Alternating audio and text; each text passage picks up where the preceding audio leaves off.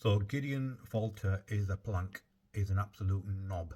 Okay, he set up an organisation called CAA, Campaign Against Anti-semitism. This guy actually goes around looking for people who make anti-Semitic remarks, and even in some cases engineers and doctors, and okay, as he's just proven now, he's been caught doing it, literally red-handed.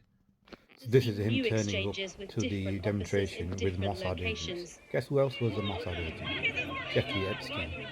And how did he manipulate British politics and American politics? He should record politicians sleeping with little kids and use that as leverage against them.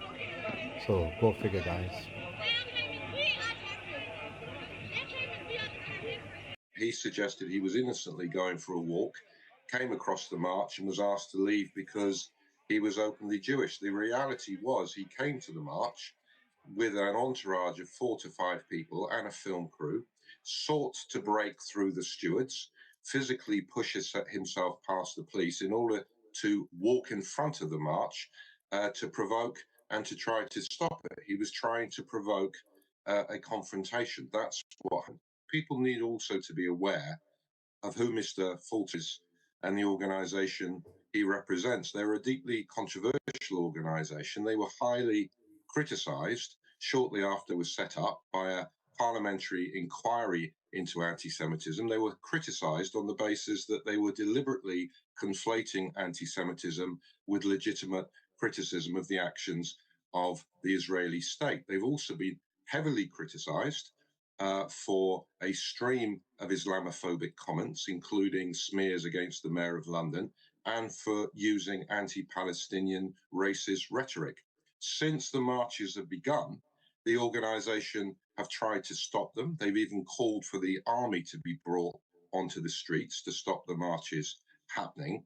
Now they're using the tactic of coming to the marches, trying to provoke an incident so that they can say there are scenes of disorder and therefore the marches cannot go ahead. So for his part, Gideon Falter has denied he was part of a counter-protest. He said he didn't come with a video crew, and he's maintained that he simply was taking a walk after attending a synagogue. Now, others have pointed out the demonstration was over 2 kilometres away from the closest synagogue, so it would have had to have been a fairly long walk. Falter on Sky didn't appreciate going head-to-head with Ben Jamal.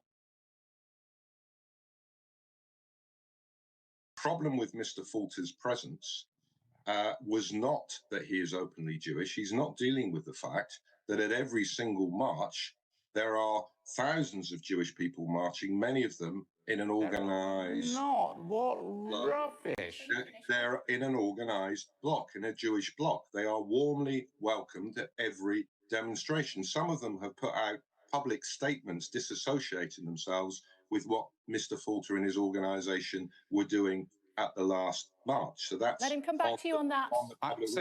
First of all, I don't want to continue having a conversation with Ben Jamal. I'm happy to have an interview with you, but I don't want to carry on. You did want to come on and talk. Right. No.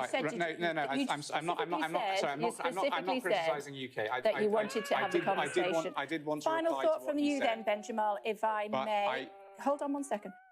Now that might strike you as the actions and the attitude of someone whose story is falling apart.